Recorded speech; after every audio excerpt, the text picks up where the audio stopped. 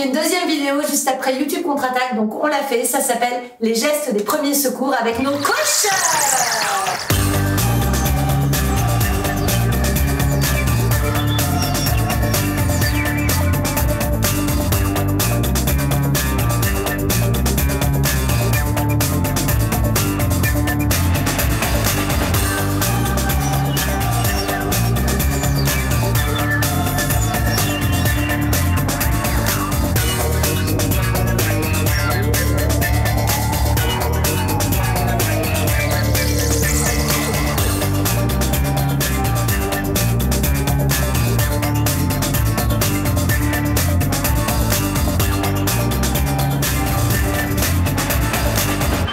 Première situation, quand une personne est inanimée. Ce que Max et Jus pourraient faire... Je suis à terre inanimé.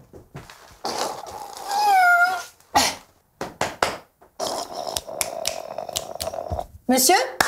Monsieur? À l'aide! Vous êtes Juliette Tressalini? Ouais, c'est moi. Incroyable. Bonjour. Ah, vous aimez mes vidéos? Ah merde. Ce qu'il vaut mieux faire. Alors, quand on trouve quelqu'un qui est inanimé, il y a plusieurs manières de le stimuler pour voir s'il est conscient ou inconscient. On peut le stimuler du coup avec les oreilles. Ça, j'ai fait ça. Comme tu as fait. Ah, c'est très bien, bravo. C'est un très bon réflexe. On peut aussi lui demander de faire un stimuli avec les doigts. Est-ce que vous m'entendez? Donc, il ne nous a pas entendu. Si vous m'entendez, serrez mes doigts. Ah, d'accord, demander une réponse physique. On peut demander une réponse physique ou une réponse verbale. Ensuite, il faut vérifier si la personne respire. Donc, si la personne respire, du coup, il faut relever un petit peu sa tête afin que la trachée soit, du coup, dans l'axe des poumons. On se rapproche de la bouche pour essayer d'entendre sa respiration et on observe son thorax et son abdomen pour voir s'il se soulève et s'il respire. Ah, on a vu un petit bidou. Ouais, ou alors c'est un alien qui veut sortir.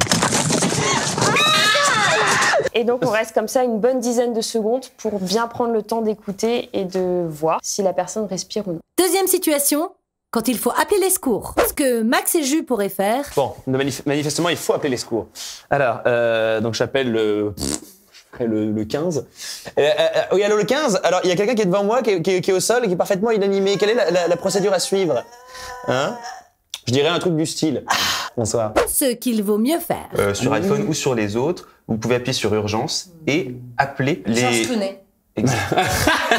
Ensuite, vous pouvez composer le 18 pour les pompiers, le 15 pour le SAMU, ou alors le 112 de façon générale. Et là, ils vont vous redistribuer vers les services compétents. Quand vous appelez, première chose à dire, oui, bonjour, je suis au 17 avenue de la Motte-Piquet, dans le 7e arrondissement de Paris. Je suis en compagnie d'une personne qui est au sol, consciente, qui respire. Voilà, qu'est-ce que je dois faire? Je suis en train de décrire au secours la scène qui est devant moi et ce que j'ai fait pour l'instant. Et je peux tout à fait leur poser la question de ce que je dois faire. Dans quel cas, les secours vous diront, vous pouvez la positionner en position latérale de sécurité, ou vous pouvez relever un petit peu ses jambes, ou ne pas toucher à la personne et sécuriser la zone. Ils vont vous donner un tas d'informations et il faudra juste suivre ce qu'ils vous diront. Ensuite, ils vont vous demander votre numéro de téléphone au cas où si la conversation se coupe. Comme ça, ils pourront vous réappeler et voir avec vous les détails qui manquaient. Mon numéro est le 06 86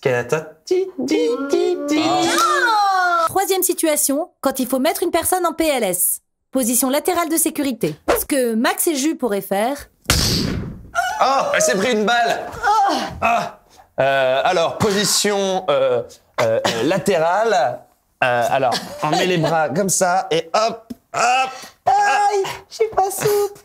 Ce qu'il vaut mieux faire. Alors, pour la position latérale de sécurité, du Là, il coup... est pas du tout en sécurité, par exemple, là. Là, non, il n'est pas vraiment en sécurité. Si jamais il vomit, il peut avaler son propre vomi et du coup, étouffer. Le best du best, c'est de toujours mettre les personnes vers la gauche parce que les femmes sont maladroites. Et elles sont maladroites parce que si elles sont enceintes, l'artère qui irrigue le bébé ne va pas apporter l'oxygène à C'est l'enfant. qu'elles sont maladroites, les femmes. C'est un moyen C'est un moyen mnémotechnique. Attention. Attention. Avant de mettre la personne en position latérale de sécurité, on a évidemment vérifié que la personne respirait. Parce que si elle respire plus, on fait pas la même chose. En fait. Donc, pour la position latérale de sécurité, on prend du coup le bras gauche, qu'on plie à 90 degrés. On prend son bras droit, qu'on vient mettre au niveau de son oreille. On plie sa jambe opposée et en fait, en tirant simplement le genou, le corps va tourner. Ça, c'est une position de yoga aussi. L'idéal ensuite, c'est du coup de ramener un petit peu plus le genou pour que la personne soit bien stable. Et on vérifie évidemment que la personne respire, donc on lui ouvre la bouche. Comme ça, il peut vomir à souhait sur le côté. Tout à fait. Quatrième situation, quand il faut faire un massage cardiaque. Ce que Max et Jus pourraient faire. Ça marche. Alors déjà, le cœur.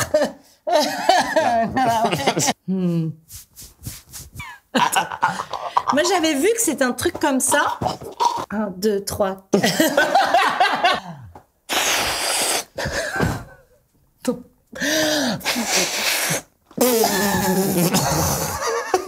Ce qu'il vaut mieux faire. Si une personne qui est inanimée devant vous ne respire pas, le principe est le suivant. Essayez de la mettre sur une surface dure. Parce que si jamais vous êtes par exemple sur un coussin comme ça risque d'être moins efficace. Et on se trimballe pas souvent avec notre tapis sous le bras quand même. C'était vraiment très intéressant. Si jamais vous avez des gens autour de vous, vous pouvez aussi demander à quelqu'un d'aller chercher un défibrillateur. Gérard, défibri. Ça, c'est Dieu qui me rappelle à l'ordre. C'est le petit truc qui manque pour faire repartir le cœur. Évidemment. C'est le exactement. Alors normalement, il y en a un peu partout. Il y a même des applications mobiles qui référencent et qui répertorient tous les défibrillateurs. Normalement, les environnements publics, vous êtes censé en avoir. Après, il y a des restaurants et d'autres magasins qui en ont. Et quand vous avez un défibrillateur, quand vous l'ouvrez, en fait, c'est assez clair. Il y a un mode d'emploi, il y a même une voix qui vous parle pour placer les électrodes. Si jamais, donc, vous n'avez pas de défibrillateur ou en attendant qu'il arrive, eh bien, vous pouvez faire ce qu'on appelle un massage cardiaque pour remplacer les battements du cœur pendant un certain temps. Le principe est le suivant. Vous allez positionner vos mains au niveau de la ligne des tétons, en plein milieu, et vous allez essayer de mettre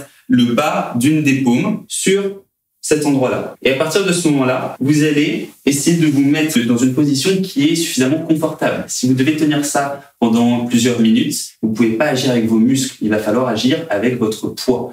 Et donc, pour ce faire, on va essayer de tendre le bras et de mettre notre poids au-dessus de notre main. Il est possible, malheureusement, de casser des côtes quand on fait des massages cardiaques, mais il vaut mieux ça que la personne... Que la mort, finalement.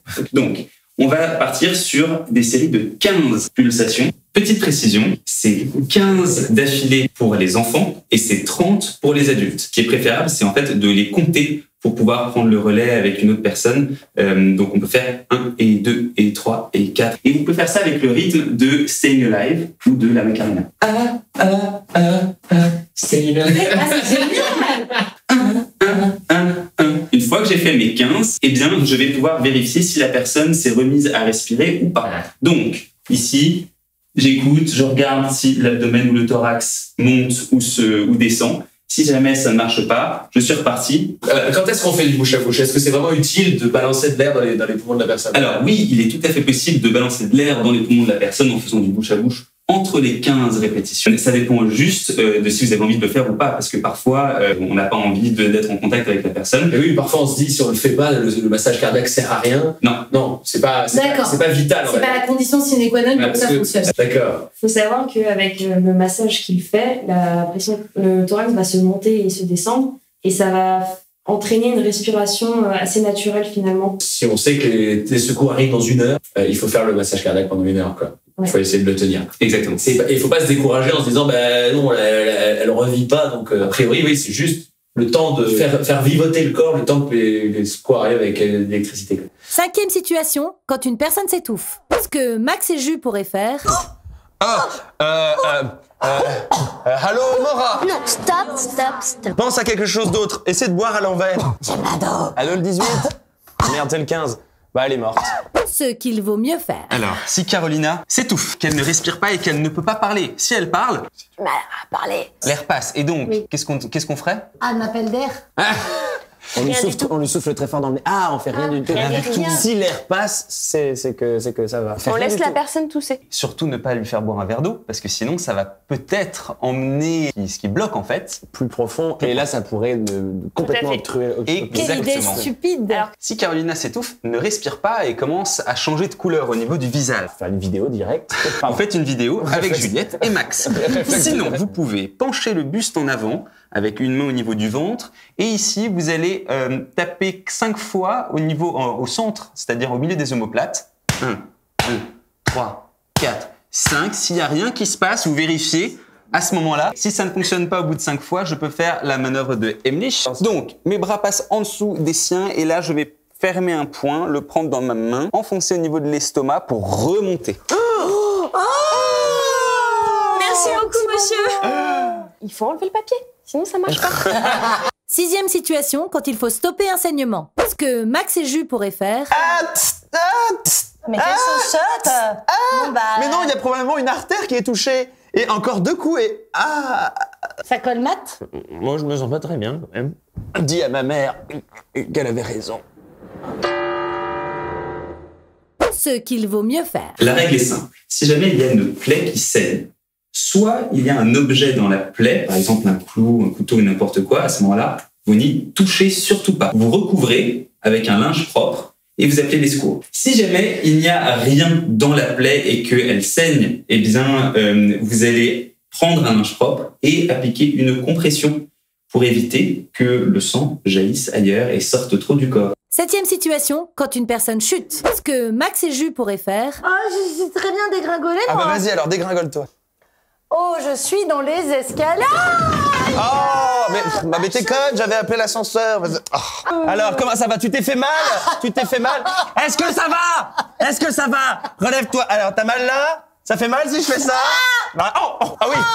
Mon diagnostic est ferme, elle s'est fait mal. Ce qu'il vaut mieux faire. En fait, quand quelqu'un chute, on peut la rassurer, on peut appeler les secours, on peut éviter que tout le monde s'attroupe autour d'elle et la bouge, mais il n'y a pas grand-chose à faire que de laisser la personne dans la position dans laquelle elle est pour éviter d'aggraver la situation. Voilà, j'espère que cette vidéo vous a plu. Moi, elle me paraissait très importante, à Max aussi. Hein. Ah oui, c'est carrément. une vidéo d'intérêt public. Moi, à chaque fois que j'ai voulu sauver des gens, j'ai pas su, ils sont morts.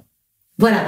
Donc du coup, apprenez à sauver des vies. Où est-ce qu'on peut apprendre? Faites des formations de premiers secours, par exemple à la Croix-Rouge. Ou à l'ordre de Malte. Et si votre école n'en organise pas, demandez-le. Ouais, voilà, gueuler, c'est un scandale. Ça devrait être obligatoire. Vous vous rendez compte à quel point on se sentirait en sécurité si on savait que tout le monde dans la rue est formé au geste de premier secours? Ce serait dingue. Ça serait fou. On pourrait enfin se péter la gueule tout le temps comme ça et... Ah bah c'est bon. Mais je sais les secourir. C'est parfait.